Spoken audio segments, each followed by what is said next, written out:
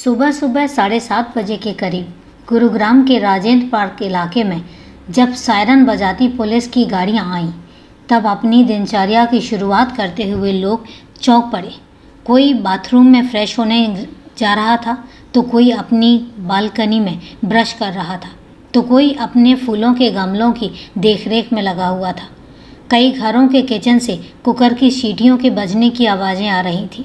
कोई अपने पालतू कुत्ते के साथ सैर पर निकला था, जबकि कुछ लोग वहीं छोटे से पार्क में जॉगिंग और एक्सरसाइज कर रहे थे। हर दिन की तरह ही 24 अगस्त को साफ आसमान और सूरज की चमकदार किरणों वाले दिन की शुरुआत हो चुकी थी। सायरन की आवाज़ सुनकर अचानक सभी लोगों का ध्यान उस ओर चला गया। उस वक्त गली में भी कुछ लोगों का आना जाना शुरू हो चुका था। गाड़ियां उनके बीच से गुजरती हुई एक घर के आगे रुकी। गाड़ियों से पुलिस कर्मियों को उतरते देख आसपास के लोग धीमी आवाज़ में बात करने लगे। कुछ लोग अपनी अपनी छतों पर या बालकनी में आकर भी देखने लगे थे।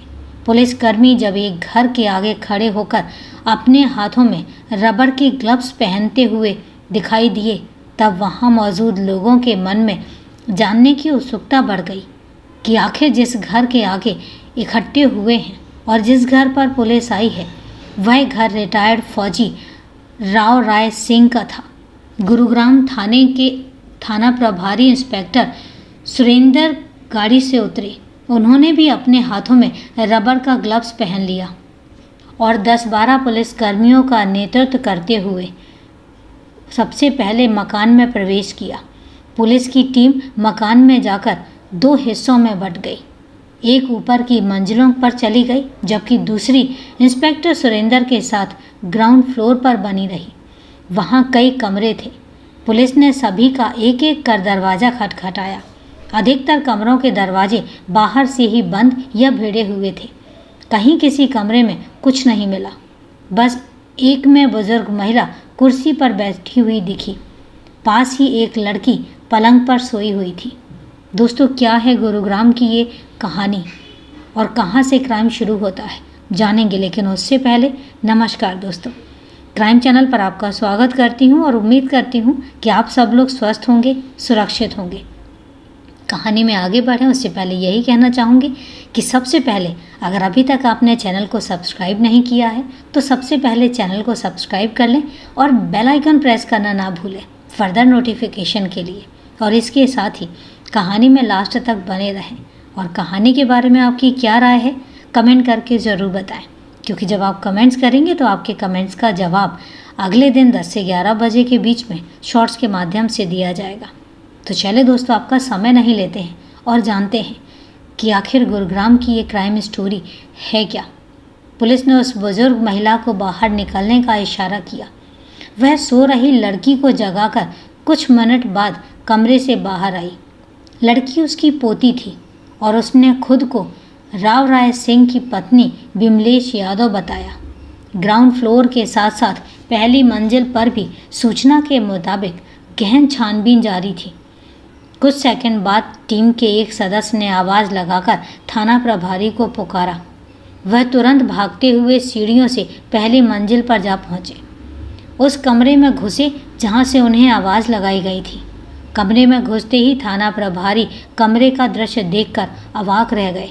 कमरे के फर्श पर एक महिला का शव पड़ा था। पूरे कमरे के फर्श पर खून फैल चुका था। शव पर गहरे जख्म के निशान थे, उसमें से खून रिस रहा था। थाना प्रभारी अभी वहां का मुआवना कर ही रहे थे कि दूसरी मंजिल से एक अन्य पुलिसकर्मी ने चीखने जैसी आवाज़ लगाई। थाना प्रभारी तुरंत भागे भागे दूसरी मंजिल के उसी कमरे में जा पहुँचे जहाँ से उन्हें आवाज़ दी गई थी। कमरे में पहुँचते ही थाना प्रभारी हक्के बक्के रह गए। कमरे के एक फर्श पर 1-2 नहीं बल्कि 4 लाशें पड़ी थीं। वहाँ का दृश्य देखकर पुलिसकर्मियों के माथे से पसीना छूटने लगा। उन 4 लाशों में 2 छोटी छोटी बच्चियाँ भी थीं। सभी लाशों के बारे में प्राथमिक जानकारी जुटाई गई। उसके मुताबिक पहली मंजिल के कमरे से बरामद लाश सुनीता यादव की थी। वह राव राय सिंह की बहू थी। इसी तरह दूसरी मंजिल के कमरे से मिली लाशों में एक लाश वहां रहने वाले किराएदार कृष्णकांत तिवारी दूसरी तिवारी की पत्नी अनामिका तिवारी और बाकी दोनों लाशें उनकी बेटियों सुरभि तिवारी और विधि तिवारी की थी। सभी के शरीर पर एक जैसे गहरे जख्म के निशान थे। मकान में मौजूद पुलिस की टीम ने लाशों को निकालने का काम शुरू किया। इसी क्रम में पता चला कि 6 साल की विधि की सांसें चल रही थीं। पुलिस टीम तुरंत उसे नज़दीकी अस्पताल में ले गई। राव राय सिंह के घर के बाहर लाशों को देखकर लोग हैरान रह गए। वे समझ नहीं पा रहे थे कि आखिर इतनी लाशें कैसे और क्यों। साथ ही सभी की आंखें राव राय सिंह को भी तलाश रही थी। वह नज़र नहीं आ रहा था। इलाके के लोगों को पता था कि पहली मंजिल पर राव राय सिंह की बहू सुनीता यादव और दूसरी मंजिल पर किराएदार कृष्णकांत तिवारी अपने परिवार के साथ रहते थे। सभी लाशों को देखकर यह तो स्पष्ट हो गया था कि उनकी बेरहमी से हत्या कर दी गई है। उनकी हत्या कैसे और किसने की होगी? इन सवालों के साथ साथ एक सवाल और भी था कि आखिर राव राय सिंह कहाँ हैं? उसी दौरान जांच में पता चला कि इस जघन्य हत्याकांड की नींव में एक मकान मालिक और उसके किराएदार के बीच आपसी रिश्ते के मिठास और खटास के साथ उसमें भर चुकी कड़वाहट की कहानी शामिल है, जो बीभत्स हत्या का मुख्य कारण बन गई। बिहार में सीवान के रहने वाले कृष्णकांत तिवारी ने करीब 2.5 साल पहले राव राय सिंह के मकान में दूसरी मंजिल पर किराए का कमरा लिया था। वह गुरुग्राम के एक कंपनी में काम करते थे। उससे पहले वह पास में ही लक्ष्मण बिहार में किराए के कमरे में रहते थे। उन्होंने बिहार से इंजीनियरिंग की पढ़ाई की थी और दिल्ली आने पर शुरुआत से ही गुरुग्राम में अपने परिवार के साथ रहते थे। कृष्णकांत जब राव राय सिंह के मकान में आए तब वहाँ बहुत जल्द मकान मालिक के सभी सदस्यों के प्रिय बन गए। इस कारण उन्हें काफ़ी अपनापन सा महसूस होता था। उनके बच्चे छोटे थे और पत्नी अनामिका की राय सिंह की बहू सुनीता यादव के साथ अच्छी पड़ती थी। राय सिंह के इकलौते बेटे आनंद यादव, जो गुड़गांव की जिला अदालत में वकील थे, की पत्नी सुनीता यादव अलग मिजाज की औरत थी। वह अपनी ही दुनिया में मस्त रहती थी। अपनी मर्जी से अक्सर मायके चली जाती थी। उसकी इन्हीं आदतों से न केवल पति बल्कि ससुर राय सिंह और सास तक परेशान रहते थे। सुनीता और अनामिका हम उम्र होने के चलते आपस में अपनी बातें शेयर करती थी। उनके बीच हंसी मजाक चलता था। वह अनामिका के कमरे में बेधड़क आया जाया करती थी। इसी क्रम में वह कृष्णकांत से भी बातचीत करने में काफ़ी खुली हुई थी। राय सिंह की पहचान इलाके में सबसे शांत व्यवहार रखने वाले लोगों में से थी। फौजी से रिटायर्ड हो जाने के बाद उन्होंने प्रॉपर्टी का काम कर रखा था।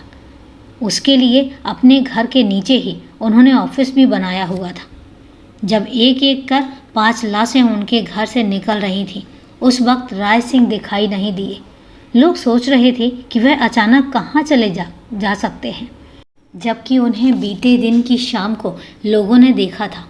यहाँ तक कि कुछ लोगों ने उसे सुबह पार्क में भी मॉर्निंग वॉक करते देखा था। दूसरी तरफ गुरुग्राम थाने की पुलिस 24 अगस्त की सुबह अलसाई हुई बैठी थी। थाना प्रभारी इस बात से निश्चिंत थे कि रात शांति से गुजरी। इलाके में किसी तरह की कोई अप्रिय घटना नहीं हुई। उन्होंने एक कांस्टेबल को चाय लाने के लिए कहा और खुद फ्रेश होने चले गए। कुछ समय बाद बाथरूम से आने पर उन्होंने थाने में हलचल पाई। मालूम हुआ कि कोई आदमी अपने हाथ में रक्त रंजित गडासा लेकर आया है और बुदबुदा रहा है। मैंने सबको मार दिया, सब खत्म कर दिया। अच्छा किया, ना रहेगा बांस ना बजेगी बांसुरी। उसे 3 कांस्टेबल घेरे हुए थे। पूछ रहे थे कि उसने क्या किया है, किसे मारा है, गडासा कहाँ से लाया है, उस पर खून कैसे लगा है। इन सवालों के जवाब देने की बजाय वह एक ही रट लगाए हुए था कि मैंने सबको मार डाला। थाना प्रभारी ने सभी कांस्टेबल को हटाकर और उसे अपने सामने की कुर्सी पर बैठाया। तब तक उनकी चाय भी आ चुकी थी। उन्होंने अपनी चाय उसे पीने के लिए दे दी, लेकिन उसने चाय लेने से इनकार कर दिया। हाथ में कसकर पकड़ा हुआ गडासा थाना प्रभारी के सामने टेबल पर रख दिया। उस पर काफ़ी मात्रा में खून लगा हुआ था। थाना प्रभारी ने पूछा, कौन हो तुम? यह गडासा तुम्हें कहाँ से मिला? व्यक्ति बोला, साहब जी, मैं पूर्व फौजी राव राय सिंह हूँ। मैं इसी थाना क्षेत्र के राजेंद्र पार्क में रहता हूँ। थाना प्रभारी ने जिज्ञासा जताई। और यह गडासा, इस पर खून कैसा? वह बोला, यह मेरा ही गडासा है, मैंने इससे 5 लोगों को मार डाला है। उसके चेहरे पर निश्चिंतता के भाव थे। थाना प्रभारी चौंकते हुए बोले, मार डाला? तुमने मारा 5 लोगों को? किसे मारा, क्यों मारा, पूरी बात बताओ। साहब जी बताता हूँ, सब कुछ बताता हूँ। मैंने अपने घर में ही सबको मार डाला है। सभी की लाशें वहीं पर पड़ी हैं। जाइए, पहले उनका दाह संस्कार करवाइए। मुझे जो सज़ा देनी है बाद में दे दीजिएगा। यह कहते कहते उसने अपना सिर झुका लिया। संभवतः उसकी आंखें नम हो गई थीं। वह भावुक हो गया था। सिर झुकाए बोला, उनको मारता नहीं तो और क्या करता साहब, वे थे ही इसी लायक। मरने वालों में एक मेरी बहू भी है। मैंने उसे बहुत समझाने की कोशिश की, लेकिन वह नहीं मानी। तब ऐसा कर दिया। राय सिंह की बातें ध्यान से सुनने के बाद थाना प्रभारी ने उसे तुरंत हिरासत में ले लिया। फिर अपने उच्चाधिकारियों को इस सनसनी हत्याकांड की सूचना देने के बाद टीम के साथ राजेंद्र पार्क की ओर निकल पड़े।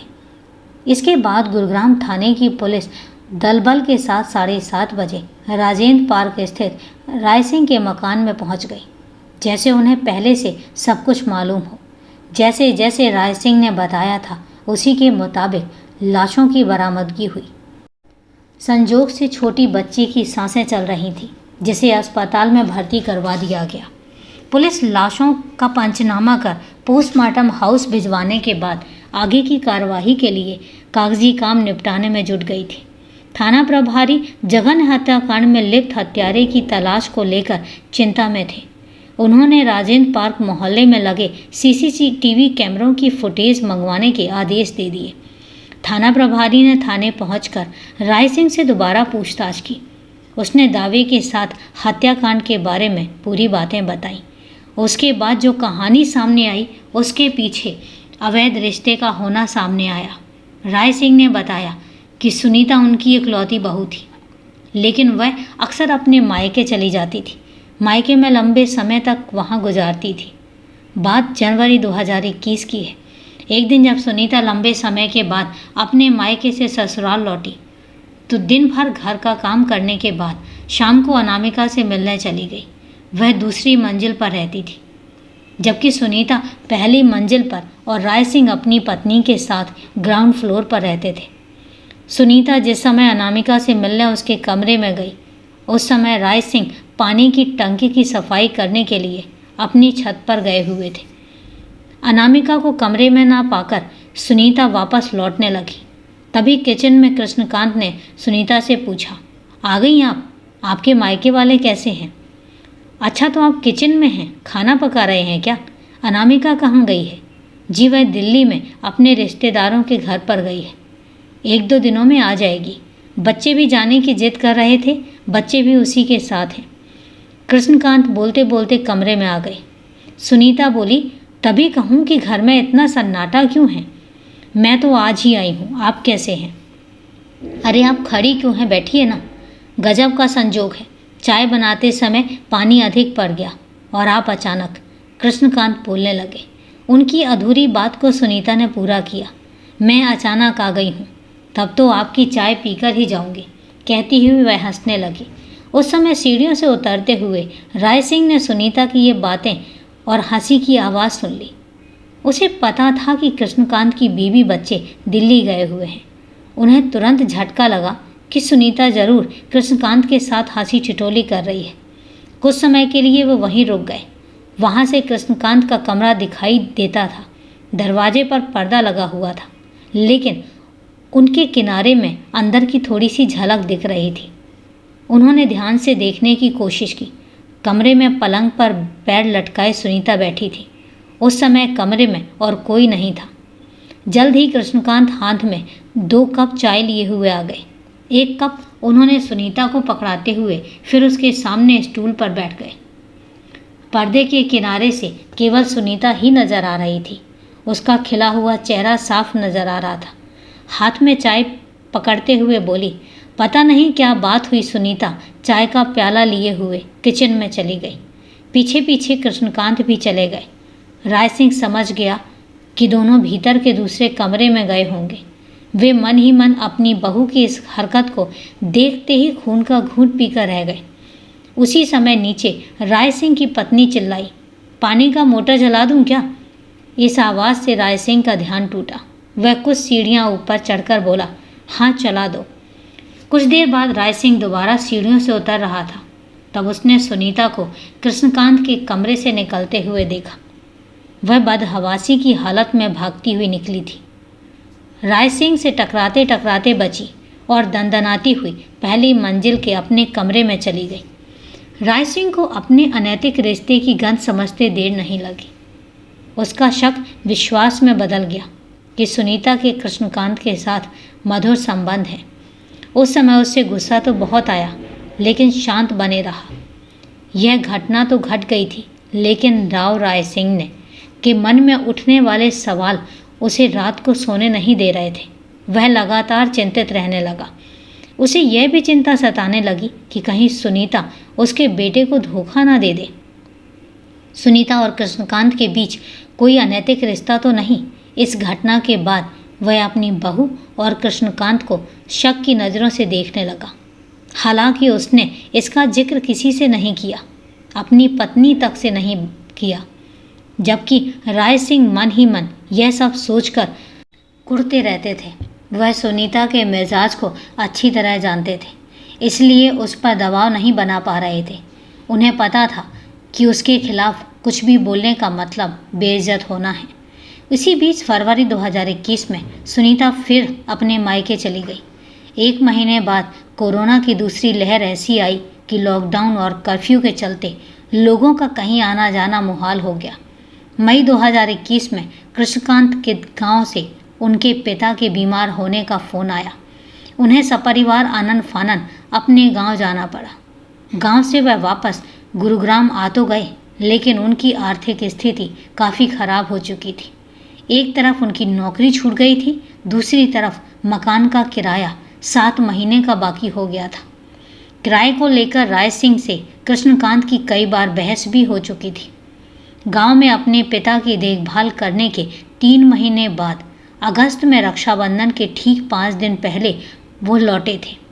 राय सिंह ने तब किराया ना देने पर उन्हें खूब खरी खोटी सुनाई थी। वह पहले से ही अपनी बहू को लेकर परेशान था। उसने सोचा कि किराए के बहाने कमरा खाली करवा लेने पर कृष्णकांत से उसकी बहू का संबंध खत्म हो जाएगा।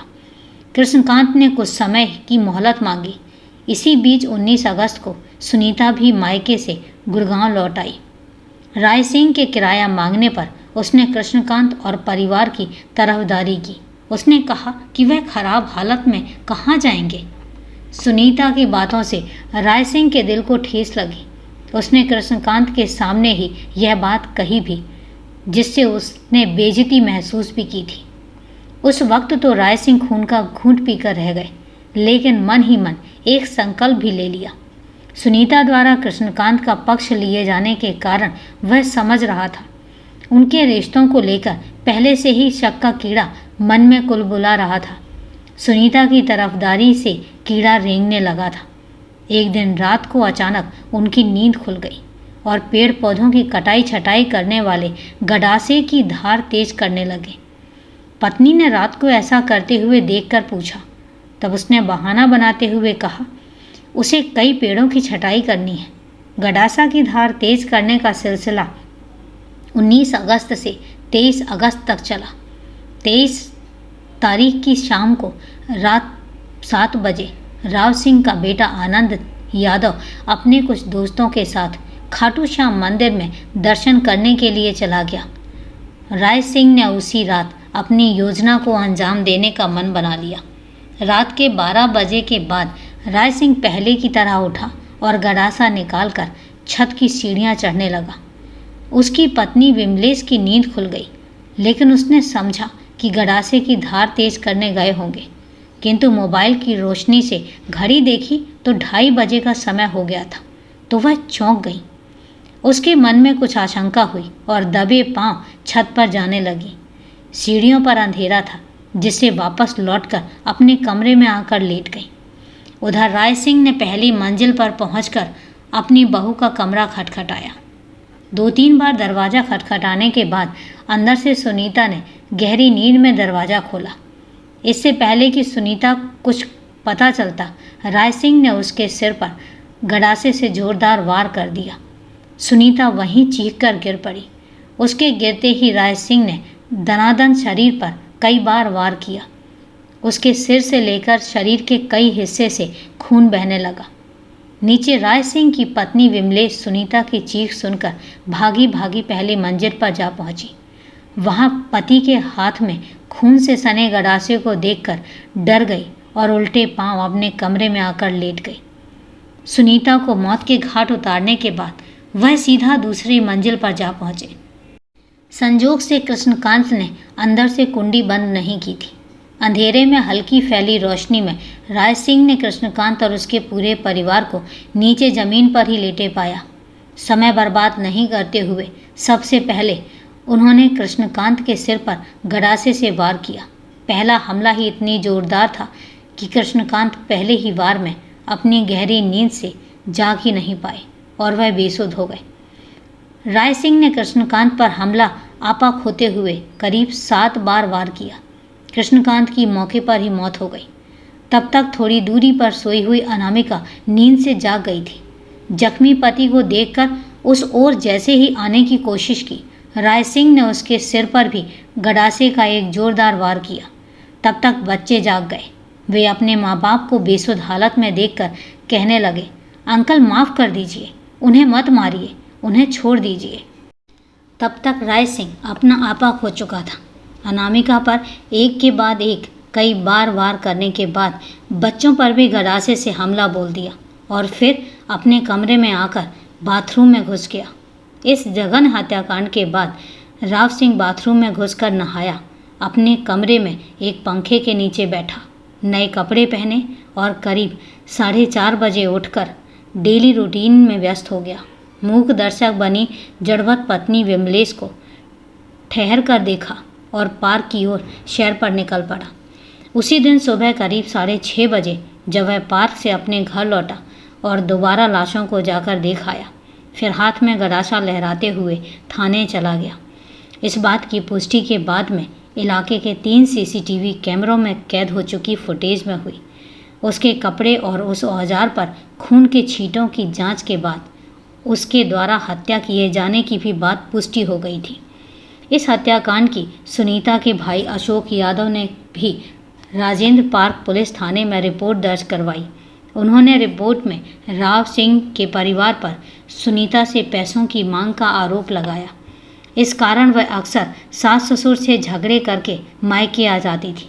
कहानी लिखे जाने तक केस को सुलझाने के लिए गुरुग्राम की राजेंद्र पार्क पुलिस ने हर पहलू को ध्यान में रखते हुए परिवार के सभी सदस्यों के बयान ले लिए थे। आरोपी राव सिंह को न्यायिक हिरासत में ले लिया गया था। इस पूरे हत्याकांड में एकमात्र बची हुई बच्ची पीड़ित 6 साल की विधि तिवारी की हालत में कहानी लिखे जाने तक सुधार हो रहा था। उसे दिल्ली के सफदरजंग अस्पताल में भर्ती करवाया गया था। दोस्तों, ये है शक के बिना पर रची एक खून की कहानी। तो कहानी को लास्ट तक सुनने के लिए आपका तहे दिल से धन्यवाद। कहानी के बारे में आपकी क्या राय है, कमेंट करके ज़रूर बताएं। तो चलिए दोस्तों, आज के लिए इतना ही। कल फिर मिलते हैं एक नई कहानी में। तब तक के लिए सेफ रहें, सुरक्षित रहें और अपना ध्यान रखें। जय हिंद दोस्तों, जय भारत।